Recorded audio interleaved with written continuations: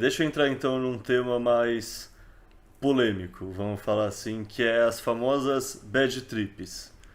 Aham.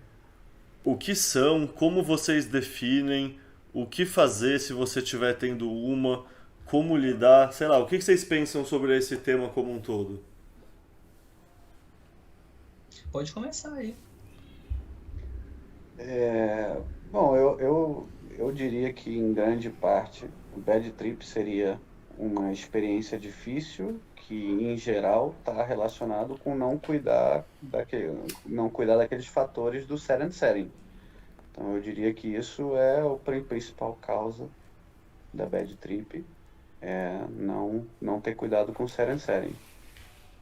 Em questão de como lidar, se tiver algum fator importante condicionando a experiência, por exemplo, você está com frio, isso é pode ser uma parte importante do bad trip. Precisa resolver a questão do frio, entendeu? Então tem que ver um pouco qual é o conteúdo, né, dessa bad trip. Isso não diria, não vou dizer que todas as bad trips são isso, mas eu diria que uma grande parte se resolveria simplesmente tendo cuidado com o set and setting. Correto. 100% de acordo também. Eu acho que assim, o set and setting eu acho que resolve 90% das bad trips possíveis, entendeu? Uhum, Então, às vezes pode ser que a bad trip, por exemplo, seja às vezes um loop de pensamento que você não quer ter, às vezes um loop de coisas, e é aí que entra a questão de às vezes você ter alguma companhia, de você ter alguma pessoa e tudo mais. Mas assim, à medida que você vai escalando, evoluindo, conforme você queira, você vai percebendo que a bad trip ela te mostra algo que às vezes é um ponto de fragilidade em você, entendeu? Ela meio que expõe a carne, não sei explicar bem assim, uhum, uhum, sabe? Mas assim, você percebe que o que tá te incomodando, o que tá te trazendo, às vezes, alguma angústia, aquilo é muito importante, aquilo quer dizer alguma coisa, né? uhum, Então, toda bad trip, por mais que é meio trivial falar isso, mas toda bad trip é um puta aprendizado, cara, uhum, entendeu? Principalmente quando ele tá assim no campo das ideias, quando você tá pensando em alguma coisa ruim. Cara, por que que isso tá me incomodando desse jeito? Entendeu? Por que que eu parei para pensar sobre isso agora? Entendeu? Então a bad trip, por mais que você possa ali controlar vários fatores, controlar suas companhias e tudo mais, mas, cara, presta atenção mais naquilo que te incomoda do que naquilo que te dá prazer. Entendeu? Cara, eu não podia concordar mais assim com o que você falou. Não, de verdade, tipo, eu citei no começo dessa gravação e, cara, eu resolvi ficar no Brasil e ficar com a minha família por ficar num guarda-sol mini com 8 pessoas num dia de calor 30 e poucos graus e todo mundo apinhado assim, tomando um puta sol, você não alcança suas costas, alguém precisa passar protetor em você e aí você tem aquele senso de tribo e aí você vai meditar e tá suando de calor copiosamente e aí, sei lá, comecei a pensar na finitude e que meu pai vai morrer e que eu vou morrer e que minha mãe vai morrer, sabe? Toda essa eu Uhum. chamo com meus amigos essa questão da finitude da bad trip primária, que no fundo é a causa de todas as nossas angústias, todas as nossas dores, toda a filosofia. Tudo isso vem da bad trip primária de ser o único bicho que sabe que vai morrer, tá ligado? Aham. E, cara, foi uma trip bem intensa e bem difícil, assim, pra mim, sabe? Foi bem Uhum. difícil enquanto tava acontecendo e foi a trip que eu mais derivei valor, assim. E Sim. eu já vi também matéria no YouTube da BBC, tipo, mostrando o experimento do povo lá do Imperial College, falando justamente isso, que várias das trips mais intensas são justamente a que depois as pessoas mais derivam valor. Então Uhum. eu diria que, assim, uma visão não usual sobre bad trips. Uhum. Primeiro, tem essa bad trip mental que no fundo ela é positiva, apesar dela ser dolorosa, e faz sentido sim você ter alguém do lado para te acalmar se você precisar, que nem nos experimentos eram. Tipo, eu tava meditando a 10 metros de distância do guarda-sol, eu podia voltar e trocar ideia a hora que eu quisesse, também faz sentido. Mas eu acho que tem uma outra categoria de bad trip que é interessante falar, que na minha concepção, muito do que a gente chama de bad trip nada mais é do que uma pessoa que começa a sentir uns efeitos fisiológicos que ela não está acostumada e ela começa a Uhum. ficar ansiosa.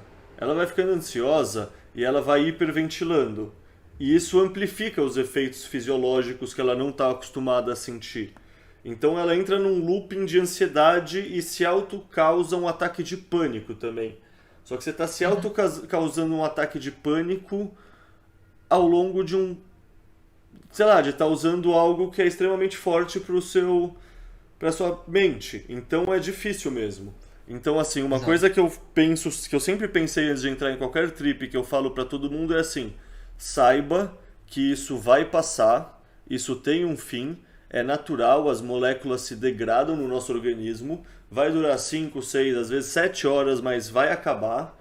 E que qualquer coisa é só você respirar fundo, focar na sua respiração e desacelerar seu coração.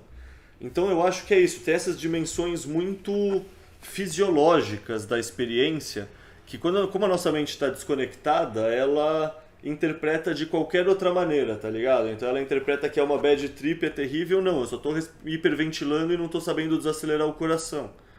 Por Uhum. exemplo, sabe essa questão que todo mundo vê a natureza pulsar, vê a natureza respirar? Uhum. Tipo, todo mundo vê isso. Você já parou pra pensar o que é isso do ponto de vista fisiológico? Eu, sinceramente, não.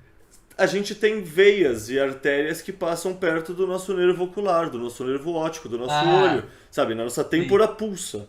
No fato da nossa Aham. têmpora pulsar, quando a gente está com as coisas muito mais aguçadas, se torna mais perceptível. Aham. E isso é Não, verdade para muitas coisas. Então é só você ter essa abordagem mais racional que, beleza, eu concordo. 90-95% das bad trips é set and settings. É você cuidar do seu ambiente, você cuidar do conforto térmico que você evita. Essas uhum. outras, é só você ter um pouco de racionalidade que, não sei, pra mim bad trip acaba se tornando muito mais uma questão de lenda urbana usada pra afastar os normes do que algo real e que eu tenho medo e me sinto como algo concreto, sinceramente falando. Exatamente. Exatamente. Eu também sou bem nessa linha aí, né? E uma coisa que às vezes pode ajudar no série em série que a gente não comentou anteriormente é você ligar um cronômetro, cara. É uma coisa muito simples. Então, assim, comeu, ou então, sei lá, bebeu chá, sei lá. Liga um cronômetro, velho. Liga um cronômetro, porque às vezes você cai ali numa situação de ansiedade, alguma coisa assim, e aí você sabe mais ou menos quanto tempo vai ter de efeito. Então, olha no relógio. Então, cara, você ter um cronômetro ali serve mais ou menos como um parâmetro para, tipo assim, cara, aconteceu alguma coisa, beleza. Aí você olha no cronômetro, já deu 3 horas e meia, 4 horas. Cara, falta 1 hora e meia, 2 horas, entendeu? Beleza, não vai sair do nada, o efeito não vai passar do nada. Mas, assim, você sabe que ele vai ficando gradativamente menor. Então, a questão do cronômetro, eu acho que pode ajudar aí, às vezes, para alguém Uhum. que tem esse receio, esse medo, né? Interessante. Eu sempre ligo o cronômetro. Uhum. Não por medo de qualquer coisa de bad trip, mas saber mais ou menos que hora que foi e tal. Uhum. Às vezes também, para algumas pessoas, sei lá, se você toca um instrumento, às vezes você tocar o instrumento, o som que você faz também ajuda você a acalmar. Também, em algumas situações, simplesmente se soltar, porque às vezes a pessoa tá assim, tentando se prender a uma ideia, ou tentando controlar a experiência, né? Aquela coisa de ficar controlando, de ficar, né? Aquele medo de se soltar. Às vezes simplesmente é aquela respiração profunda, lenta, e tentar se soltar e relaxar, né? Às vezes isso também ajuda. Isso. Agora, assim, eu acho interessante que o Leta falou aí sobre bad trip. Eu acho que, assim, uma bad trip clássica, clássica, clássica, assim, acho que a primeira que qualquer pessoa pode vivenciar é justamente a questão da finitude, né? Então, Uhum, assim, saber que as pessoas que você ama, elas vão morrer, saber que você vai morrer a qualquer momento e tal. uhum, Cara, eu já tirei vários aprendizados porque eu também já tive essas, né? Mas assim, por que que a finitude, curioso, né? Por que que a finitude gera em você uma ansiedade? Entendeu? Talvez porque uhum, você não está levando sua vida tão a sério. entendeu? Uhum, Talvez uhum, porque você não está se dedicando realmente às coisas que você está se propondo, talvez porque você está mentindo para você mesmo, entendeu? uhum, Então essa bad trip aí, assim, a gente tem que estar tirando alguma coisa da bad trip. Eu não, assim, hoje em dia eu não vejo bad trip como bad trip, mas é muito, muito, muito importante você racionalizar as coisas que te incomodam, cara, né? uhum, Então, assim, saber o que que você gosta é fácil, pô, mas e o que que você não gosta? E o que que te gera um incômodo a ponto de mudar? Entendeu? uhum, Então, às vezes eu acho que a gente vive uma geração aí, anos 2000, 2010 para frente, que o pessoal é muito fragilista, então as pessoas evitam estar correndo risco, evitam estar se expondo a uma situação um pouco pior, evita não sei o que lá, não sei o que lá, e, e vai totalmente contra o conceito de antifragilidade, né, cara? uhum, Você às vezes se expor numa situação desconfortável, cara, você cresce, né, a partir daí, né?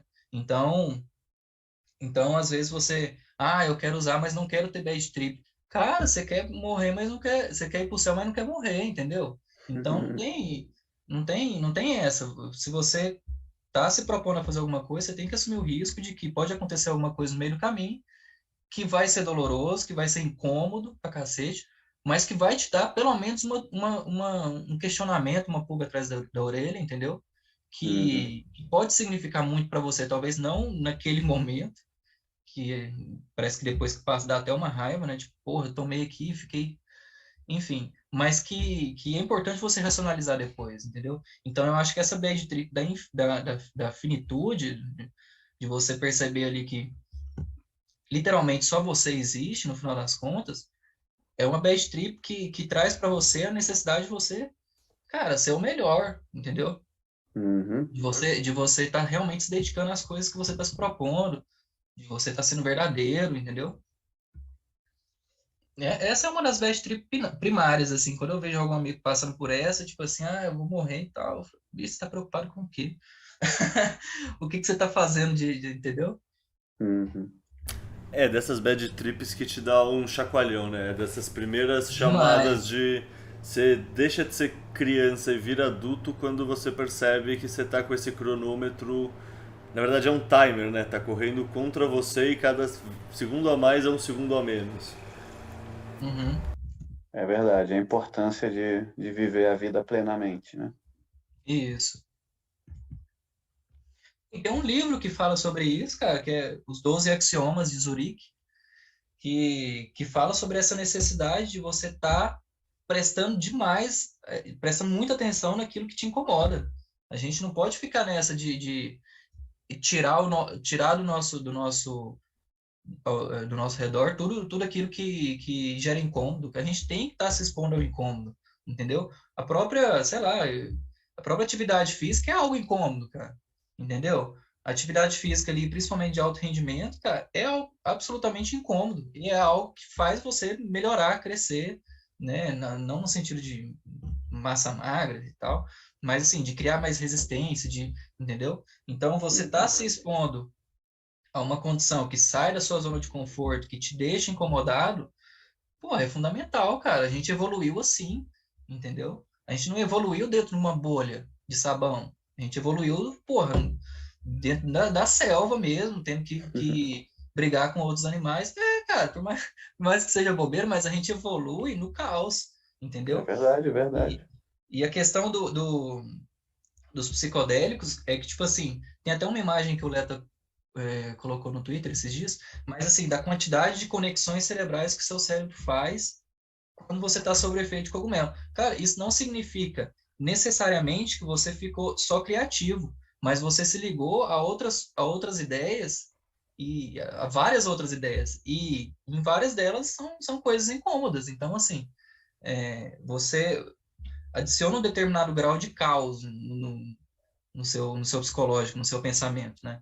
E a gente tem que ser, assim, inteligente e poder conseguir racionalizar essas coisas. Então, assim, não é porque seu cérebro está formando uma porrada de conexão que isso é obrigatoriamente algo criativo, que é um processo, assim, gostoso, entendeu?